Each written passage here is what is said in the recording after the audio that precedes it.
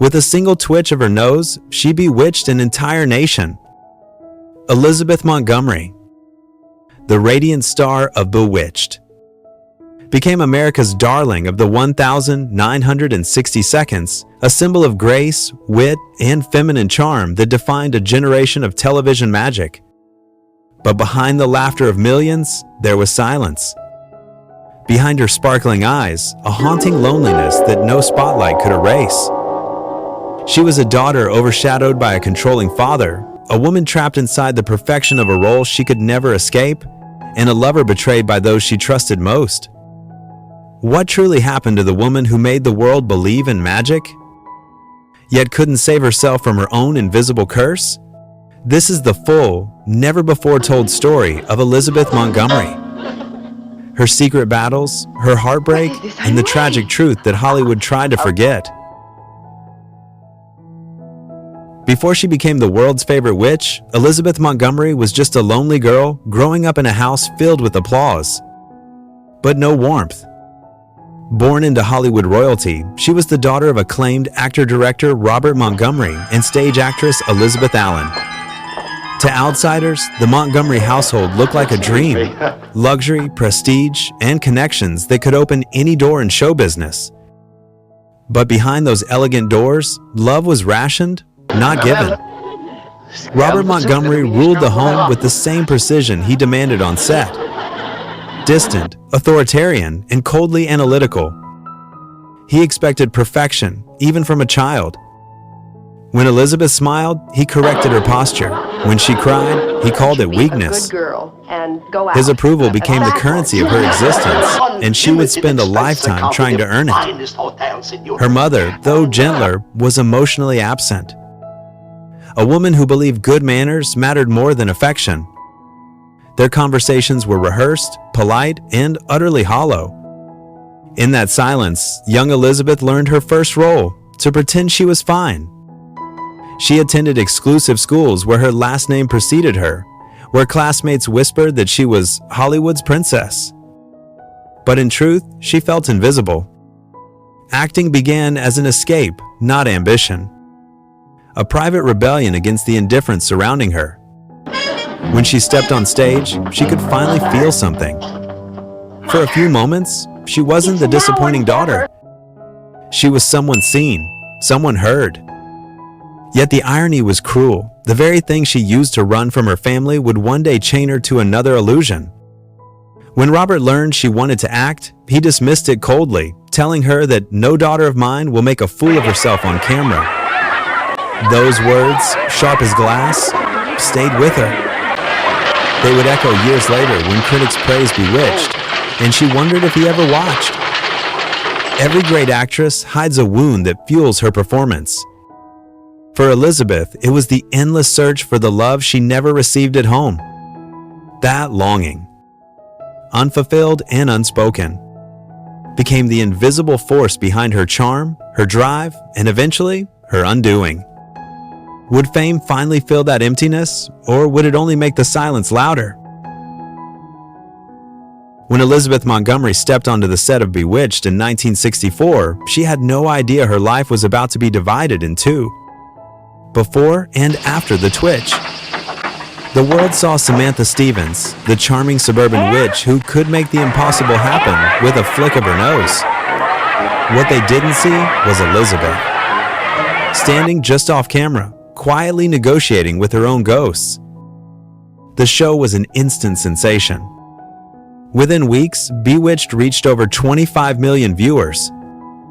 Every household in America tuned in to watch the perfect wife, the perfect smile, the perfect illusion of happiness. Magazines called her television's golden goddess. Children copied her signature twitch. Sponsors poured in millions. But each episode that elevated her stardom pushed her further from herself. Behind the scenes, the glow of success came with invisible bruises. The show's producer, her husband, William Asher, was both her creative partner and her warden. Their marriage began as a collaboration built on admiration. It soon morphed into control, masked as direction. He wanted her on screen not as Elizabeth the woman, but as Samantha the brand. Even her wardrobe, her gestures, her tone of voice were dictated and rehearsed. The irony was cruel. She played a witch with magical freedom, yet off-screen she lived under an unspoken spell. Elizabeth's natural instincts as an actress clashed with the sanitized world of 1,960 seconds television. Show up here pronto. She wanted Samantha to be more complex, rebellious, questioning, even angry at times. But the network preferred her domesticated, eternally cheerful. Keep her cute, not controversial, the executives would say. So she smiled, swallowed her frustration, and delivered her lines with flawless grace. It was a performance within a performance, an art form she had unknowingly perfected since childhood. While audiences saw humor and charm, those who worked closest to her began noticing cracks beneath the polish. Between takes, she'd retreat into silence. Sometimes she'd light a cigarette, stare into the studio lights, and mutter, "If only life were as easy as magic." She started arriving early and leaving late, as though work was the only place she could hide from the life she was living. By the 5th season, exhaustion began to replace ambition. She had filmed over 150 episodes, often 6 days a week, juggling motherhood, fame, and a failing marriage. Rumors spread that she wanted to quit, but the contracts were ironclad. And Asher, ever the businessman, reminded her what walking away would cost. So she stayed. For the cameras, for the crew, for the illusion that everything was fine. And yet, somewhere deep inside, she knew that the very thing making her immortal was quietly killing her. The studio lights blinded her to real sunlight. The applause drowned out her own thoughts. Fans adored Samantha's happiness, but Elizabeth felt none of it belonged to her. She once confided to a friend that she feared being stuck forever as the woman with the twitch, a symbol of joy she no longer felt capable of portraying. Still, she gave everything to the role. She fought for subtle moments of humanity in the script. Small gestures, fleeting glances, lines that hinted at Samantha's inner world. Those nuances, invisible to most, were Elizabeth's way of rebelling. It was her coded message to anyone watching closely: I am here. I am more than this smile. When Bewitched finally ended in 1972, after 8 seasons, Elizabeth stood on the final set, surrounded by props that had once defined her life. The cameras stopped rolling, and the silence was deafening. She was 39 years old, adored by millions, yet utterly lost. Fame had given her everything: status, money, legacy, and taken the one thing she always wanted: herself. Walking away from the set for the last time, she reportedly said to a crew member, "I wonder if people will ever know who I really was." It wasn't bitterness. It was grief. The grief of a woman who had given the world magic and received only illusion in return. Her rise had been dazzling, but it was built on quiet sacrifices. Pieces of identity traded for applause. In the eyes of America, she was timeless. But in the mirror, Elizabeth Montgomery saw a woman aging, tired, and still chasing the same thing she had since childhood: the right to be seen as herself. Elizabeth Montgomery believed in love the same way others believe in miracles. Something fragile, pure, and worth suffering for. But in her life, love never healed, it devoured. Every man she let in carried a shadow that mirrored her own, and one by one, they left her emptier than before. Her first marriage to Frederick Gallatin Camman was supposed to be her escape from the cold corridors of her childhood. He was elegant, well-bred, everything her father would approve of. But within months, the marriage cracked. He found her too restless, too ambitious, too much of a woman for the quiet socialite life he wanted. She wasn't the type to sit still and smile, one acquaintance said. When he walked away, he left her with a scar she'd carry for decades. The belief that being herself was always too much for someone to love. Then came Gig Young, a man whose charm could light up a room and whose demons could burn it down. He was an Oscar-winning actor, witty and magnetic, yet deeply broken. Their love began in a whirlwind of passion and ended in the smell of whiskey and shouting behind closed doors. Friends recalled hearing his voice echo down hallways, sharp and slurred, accusing her of things she never did. One witness described verbal abuse that cut deeper than any slap. Elizabeth, ever the professional, hid the bruises no one could see. She believed she could fix him. She couldn't. By the time she walked away in 1963, Gig's alcoholism had hollowed out what was once love. Years later, he would die in a murder-suicide, leaving behind one more ghost to haunt her: her third marriage. To Bewitched producer William Asher was both her sanctuary and her prison. Together, they created television history, but behind the scenes, the lines between husband and director blurred into control. He orchestrated not just her career, but her persona. He wanted her to be America's sweetheart, one colleague remembered, even at home. Elizabeth played along, until she couldn't. The strain of constant scrutiny, the infidelity rumors, and the endless expectations eroded their marriage like slow acid. When she discovered he'd been unfaithful, she didn't scream. She simply shut down. "There are silences," she once said, "that hurt more than any words ever could." It's a Barry, the starred and tested of This of the Bray, and the Lawning. They divorced after a decade, and Hollywood called it amicable. But her friends described something darker. A woman who had given everything to the men in her life and been left with nothing but echoes. She kept choosing men who needed saving, one confidant admitted, because deep down, she was still trying to save her father. It's a Barry, the starred and tested of This of the Bray, and the Lawning. Then came Robert Foxworth, the last man and perhaps the only one who saw her without a mask. They met in the late 1970 seconds, both older, both scarred.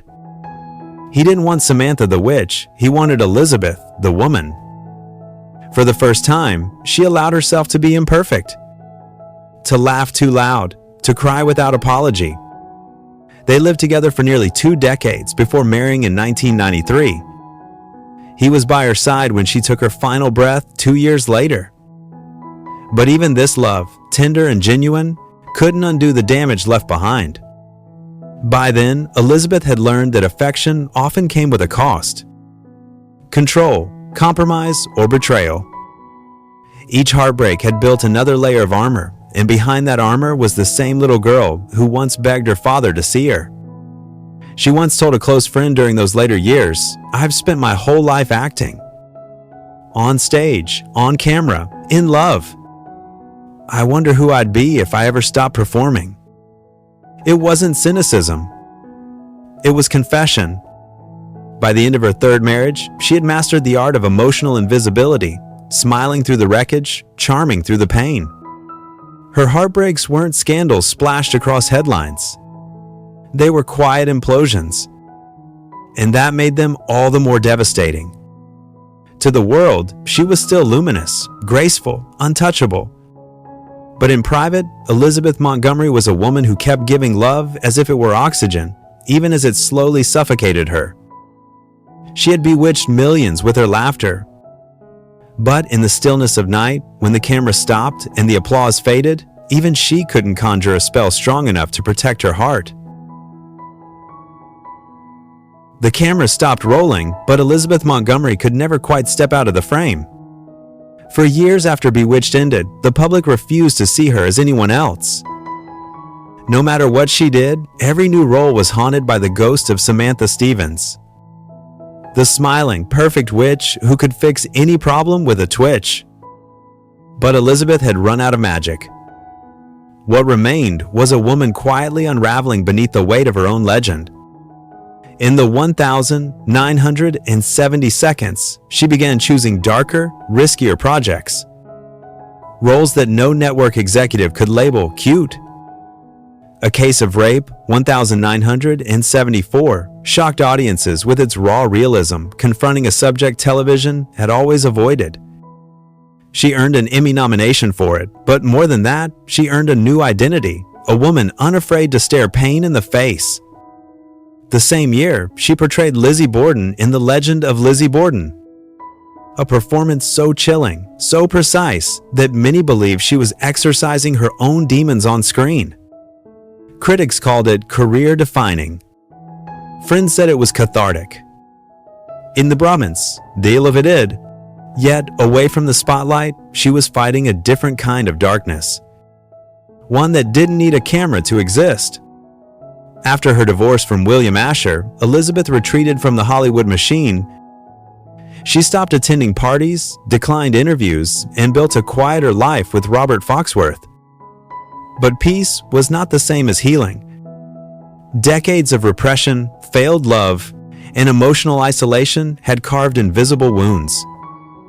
Those close to her spoke of long nights filled with cigarettes and silence.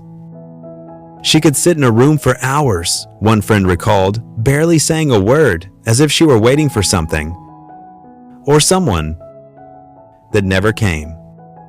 She rarely spoke about her childhood or her father. When pressed, she'd deflect with humor. But occasionally, after a few glasses of wine, she would whisper, "He never thought I was enough." That sentence, more than any illness, was the slow poison of her life. By the early 1992, she was aging gracefully in public. But privately, her body was giving up. She began losing weight rapidly, dismissing it as stress. When she finally saw a doctor, the news was grim: advanced colorectal cancer.